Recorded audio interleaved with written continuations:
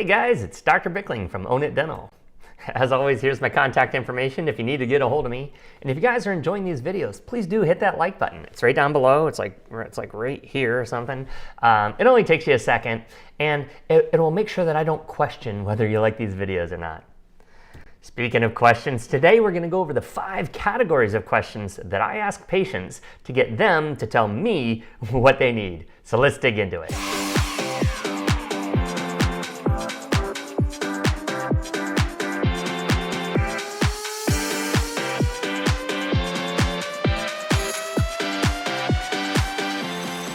All right. As many of you know, and you've probably seen the videos, I'm the guy that asks questions to get patients to tell me what they want. And when they do, I just go, okay, and then we do the dentistry that's right for them. I'm not the guy that goes talking at patients, and informing and educating and raising dental IQ. Of course, I do all of those things, but I do them in the form of question. But today we're going to dig into it a little differently. I'm going to talk about the 5 categories of questions that I use and what each category is used for in the purpose of getting the patient not only to understand what they need, but then tell me what ends up working for them. But one of the reasons why we're digging into this a little bit today is because, dentists are having a hard time these days. Inflation's out of control. Dental insurances are not reimbursing what they used to reimburse. And it's becoming harder and harder for dentists to be profitable. But dentists these days are taking some, I think, extreme measures in order to try to make a little bit more money. 1 in 6 dentists is dropping insurances. I see pretty much every day emails for how to renegotiate my insurance fees. They're oftentimes selling additional items, toothbrushes and water picks and Arrestin and all these extra things, adding on services and things like that.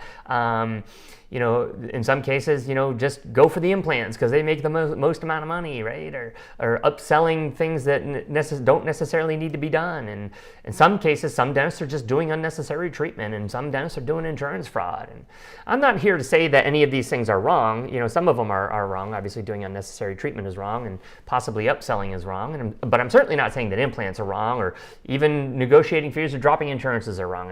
I've discussed that in other options or other videos, and that might be the right thing for you. But what I am saying is it's not always the right thing for patients, because they want you to be open convenient hours and they want you to accept their insurance. According to our good friends over at ChrisAd in a recent 2023 study, the top 5 concerns of dental patients are that the dentist is honest with their dental condition, or the dentist is honest, period. The dentist is honest with their pricing. They have the highest level of sanitation standards. That's obviously probably coming off the back of COVID. And that the dentist can be trusted. So 4 out of the top 5 concerns that patients have with dentists have to do with honesty and trust. So if there's a big obstacle between what the patient needs and them saying yes to the treatment, I think trust is the biggest obstacle in the way.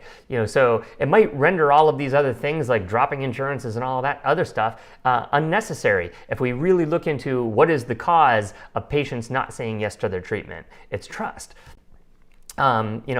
If you have associates if they're similar to some of mine, I have associates that literally cannot sell free dentistry. If I've had patients come in with dental insurance with $6,000 maximums and they covered 100% and the dentist could not sell their dentistry. As a matter of fact, back in 2017, one of my offices was doing about $3.5 million that year. And I just did a little thought experiment. I said, what if I added up all of the treatment plans that we presented to patients? And then I divided it by the number of patients that those treatment plans were given to. And I only added up what the patient's insurance would pay for. And I capped it out at $1,500 per patient. So in other words, what if we only did dentistry that the insurance paid for and didn't charge the patient a dime? In other words, what if we only did free dentistry? And I added up what that number would have been, and that number would have been $4.5 million. So we would have made an extra $1 million that year if we could just sell free dentistry. Now, obviously, you can't do that, but why can't we sell the dentistry even that falls within the patient's insurance maximums and just get them to say yes to that, even if they have to pay a copay out of pocket? Certainly, cost can be an issue, and that can be an objection, and we're going to tackle that here in a moment. But my feeling is that, we don't need to resort to gimmicks or tricks or upselling or anything like that, or dropping insurances. There's plenty of money to be had in dentistry if we just get patients to say yes to the treatment that they need.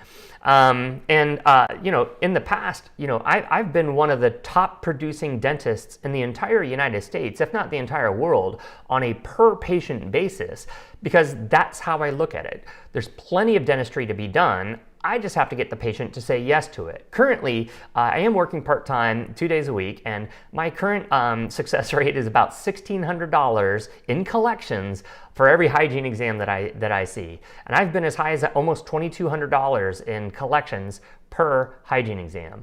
And in some of these cases, this is 4 to 5 times the national average. For my clients, the average is about $500 in collections on a per patient basis.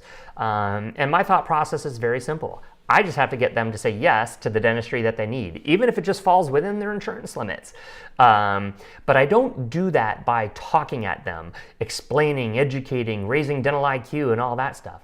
I do it by asking questions to get them to tell me what works for them. In the process, of course, I'm educating them. Of course, I'm giving them information. But I'm not doing it by ending my sentences with periods. I'm doing it by ending my sentences with question marks. But today we're going to talk about the 5 categories of questions that I use when I talk to patients, and what's the purpose of each of these categories. And I'll even give you some examples of some questions that you can use in your own practice, or you can give this to your associates so they can use them too. So let's dig into it. Let's go into the first category. Oh, and by the way, don't use gimmicky questions like, if I gave you a magic wand and you could wave it and change anything about your smile, what would it be? All of these little tricks. It's not the 1970s anymore. You're not Zig Ziglar. I'm not Zig Ziglar. Let's just ask genuine, honest questions to really get to understand our patient, what they do know, what they don't know, and what does and doesn't work for them, so that we can go, okay, and get the dentistry done that they need. So let's dig into it. First category of questions. The first category of questions that I ask patients are questions that I intend to raise their awareness. Oftentimes patients will come in, say, hey, Mr. Jones, how you doing? What brings you in to see us today? Oh, nothing. Anything bothering you? Nope. All right, do you have any concerns? Nope, right? So, these are the types of patients that they don't know that something's going on. And so then maybe I'll take a intraoral photo and I'll show them a picture of a tooth like this. And then I'm going to ask an open-ended question. I'll say, Mr. Jones, this is, one of your back teeth here. You can see these lines on it, this little line cutting across here, and the grayness inside that tooth. Tell me about that, or what are your thoughts on that? Okay. If they have a missing tooth, maybe I'll show them a picture of a missing tooth, or I'll point to, you have a missing tooth on the lower left there. I see you have a missing tooth. Tell me about that. And again, I ask an open-ended question to get them to tell me what their thoughts are. And they're really going to only kind of answer this one of 2 ways. The first way might be, and you're going to watch out for this, they're going to say, but it doesn't hurt, right? So if they ever do that, but it doesn't hurt, translation, I don't trust you yet. So they know that you're about to tell them that something's going on, and they already have their defense and their shield up. It doesn't hurt. That's a translation. I don't trust you yet. So you need to work on building more rapport and more trust with that patient. And what I might do is I might ask them another question. Instead of talking at them, well, if you don't go to, and finger wagging like we always do, I just ask them another question. I said, well, would you like to wait for it to hurt? Or would you like to fix it before it hurts? And that kind of gets the conversation going. But again, I'm not doing it by talking at them and finger wagging and telling them their head's going to explode and, all the sequelae of not getting it done. I simply ask another question. Well, would you like to wait for it to hurt, or would you like to fix it before it hurts? And then we can start moving that dialogue forward. Or they might, you might show them this photo and I say, what are your thoughts on that? And they might go, ooh, right? And that shows them that they are concerned about that. And that leads us to our second category of questions. If they are concerned about something, and you can tell by their face, that doesn't look so good. You go, yeah, you're right, it doesn't look great. And then we move on to our second category of questions, which is questions that are used to gauge their level of concern. And you're going to notice that these are all yes or no questions. So, yeah, that tooth, it's cracked. It doesn't look so good. Are you interested in fixing it? Question.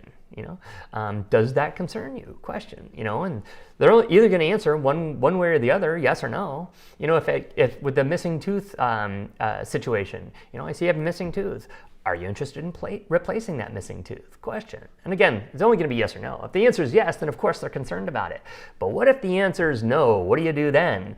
Well, you should know instantly if somebody sees a big crack in their tooth, or if somebody has a missing tooth, logically speaking, they know they need to fix it. But if they're not concerned about it, you got to understand that's not a logical response. That's an emotional response. And concern is an emotion, right? So what's stopping them from being concerned? And that's our third category of questions, which are the objections. If a patient says no, they don't want to get a tooth fixed, there's an objection in there somewhere. And we already know what the 4 objections are in dentistry. It's time, fear, money, and trust. And if you guys are open evenings and weekends and nobody else in your area is open, those times, then times probably shouldn't be that big of an issue. So oftentimes it's usually like fear, money, and trust are the big objections. So when I'm handling objections, I handle them with a what if scenario. I said, well, what if we could do X, Y, Z? And I try to find out what that objection is by asking questions first. And once I find out what that objection is, I'm just so busy and blah, blah, blah, I might say, well, what if we could do it on evenings or weekends or at a convenient time for you? Wow, because replacing that missing tooth sounds expensive. Well, what if we could work out financing for you and help you get this paid for, or man, that sounds scary. That root canal sounds scary. Well, what if we could use sedation or nitrous or neck pillow, something like that? I know. What if we did that? Then would you consider getting it done? So whenever I'm handling an objection, I like to try to find out what the objection is, and then I use what if questions to see if that moves them forward in the conversation. And in many cases it does, because if you can handle that objection, then you're able to move forward to the next phase, which is narrowing down their options, So the fourth category of questions that I use is as I start narrowing down their options. And I don't do this by talking at patients. I do this by asking questions. So let's say they have that cracked tooth. I said, are you familiar with what your options are? Do you know what a crown is? Do you know what a root canal is? Do you know what a bridge is? Do you know what implants are? I ask questions. If they have the missing tooth, we've already talked about, do you want to replace that missing tooth? But do you want something that comes in and out of your mouth? Do you want something that stays in place? Do you know the difference between an implant and a bridge?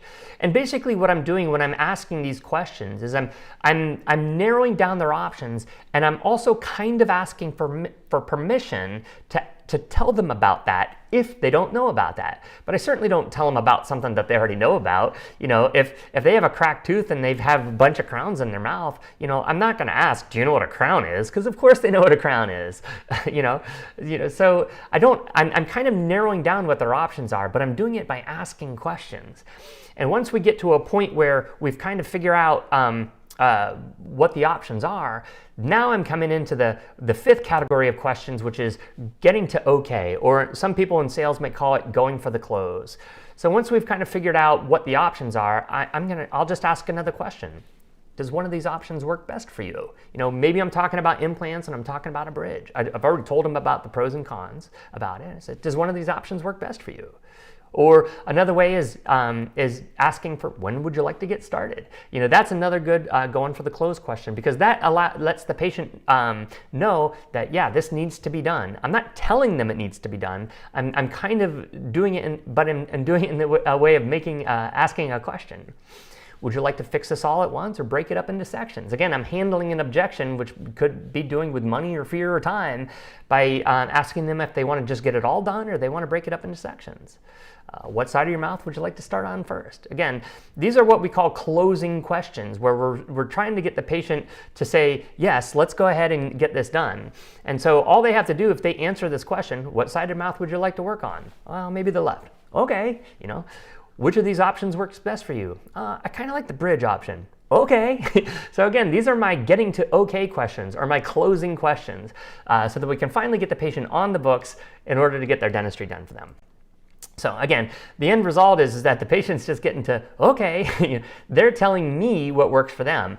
I'm just kind of filling in the blanks here and there, what they may or may not know, but I'm asking questions first to find that out. So I'm not just talking at them. I'm not trying to raise their dental IQ and all that stuff, because remember, the reason why patients say yes or no to dentistry is not logical, it's emotional. And their biggest concerns, as from our friends at Chris had, is they want to know that you're honest and they can trust you.